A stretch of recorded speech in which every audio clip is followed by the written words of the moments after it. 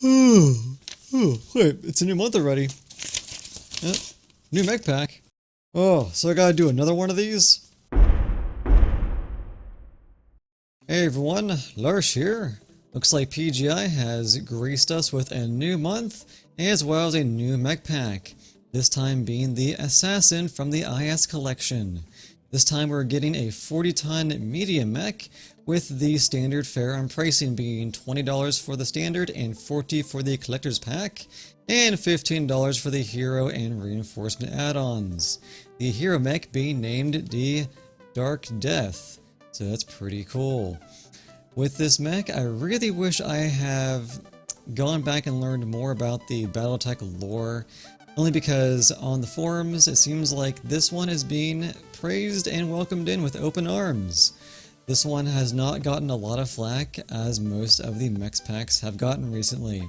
So I might be missing out on some back knowledge, but I think I'll be looking forward to this a lot. And as always, you can purchase now for the early adopter rewards. This time they are giving you 3 cockpit items, a camo pattern, 2 decals, and some in-game currency. This seems kinda light. I really wish they would give us more for the early adopter rewards, considering we've gotten either a bonus mech or some actual modules. This time they've gone ahead and given us some free decals and a camo, the cockpit items as well. Not a whole lot this time. It's kind of a shame. I really wish they would bring back some better items, because that would give me more incentive to want to buy this mech, because it does seem rather interesting. As for the mech itself, again, you'll see this is a 40-ton battle mech.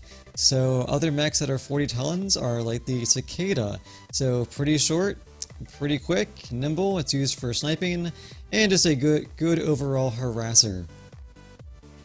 The max engine rating for this mech for most of them is going to be 365, with a 380 for the Assassin 101. So you will definitely be hauling some serious ass in this thing and speeding around the maps pretty quickly, actually, considering that this is a higher max engine rating than the Cicada can get. In terms of jump jets, you can go ahead and equip 7 max for a few of them, 5 for the 101, and the ECM for the 27 and Dark Death mech, and no mask for any of them at all. In terms of the hardpoints for these mechs, you will probably notice right away that in the left arm, you are getting nada, so you can't put any weapons in this thing at all in the left arm, and your primary focus will be on the torsos and the right arm and the head for only a few of them, not a whole lot. The Assassin 21 variant is going to give you 2 missiles in the left torso and 2 in the right torso and 2 energy in the right arm. So that's going to go ahead and give you a decent brawly kind of mech, probably for the short range missile, and a 2 energy hardpoint to kind of poke around with the right arm. In the Assassin 23, they're giving you 3 missile on the right torso and 3 energy in the right arm. This sounds kind of familiar. Do you want to know why?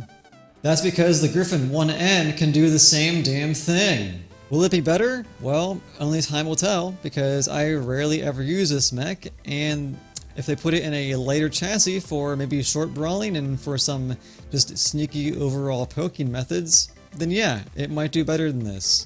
Alright, and then after that, they give you the Assassin 101.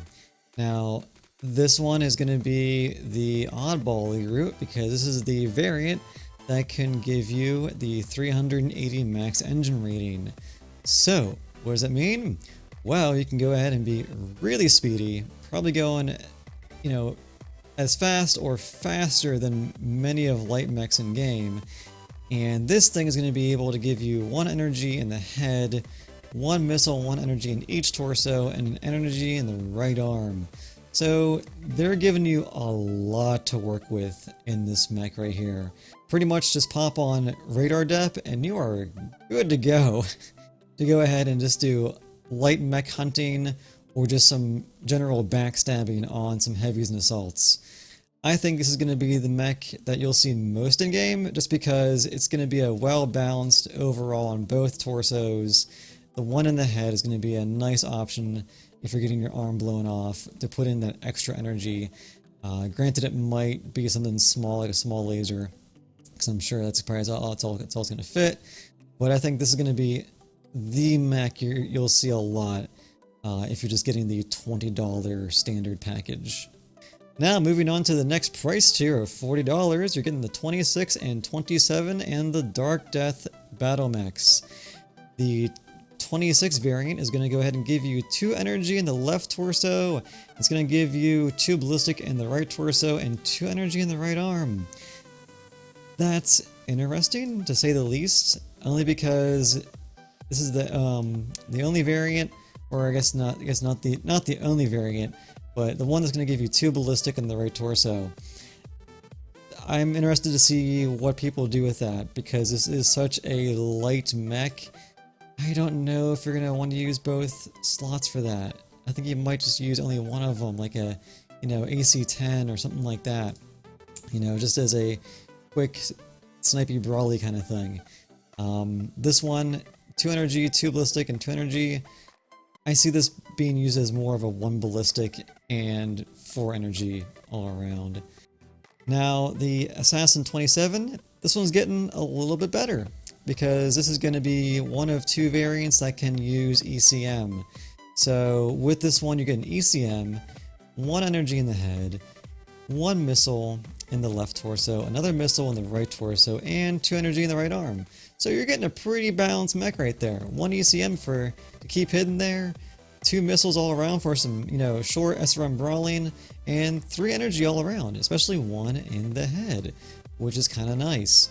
So I think this one, kind of like the 101, is going to be the other one you're going to see a lot because of the ECM and the just nice overall layout, kind of like how the 101 has, which is nice. And then lastly is the Assassin Dark Death. Again, you're paying a higher value, but you're going to be getting another mech with ECM coverage, and again you're getting that head mount as well. And you're getting 1 energy in the left, 2 missile in the right, and 1 ballistic in the arm, in the right. So this is going to be one of those, jack of all trades, master of none possibly, but this gives you a lot to work with.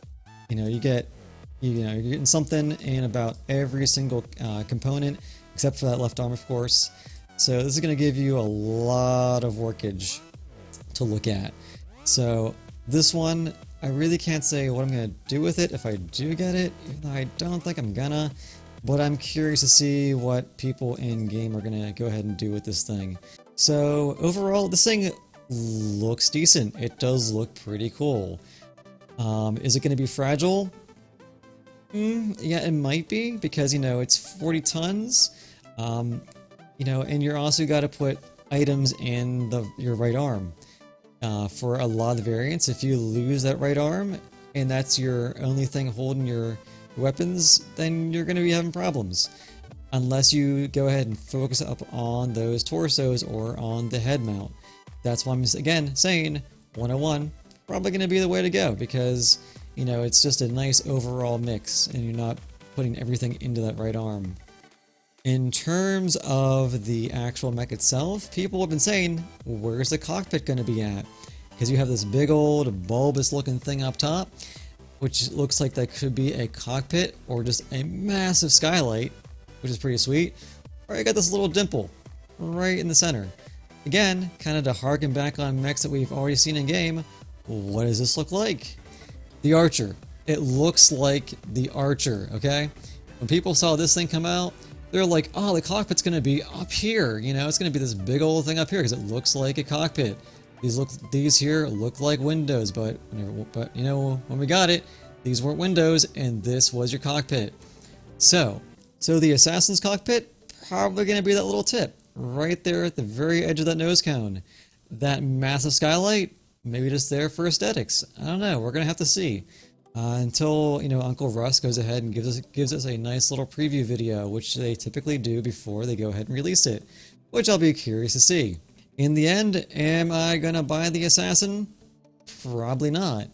If they would go ahead and give us some additional early adopter rewards for our time, then yeah, I would say totally go for it. Worth your money.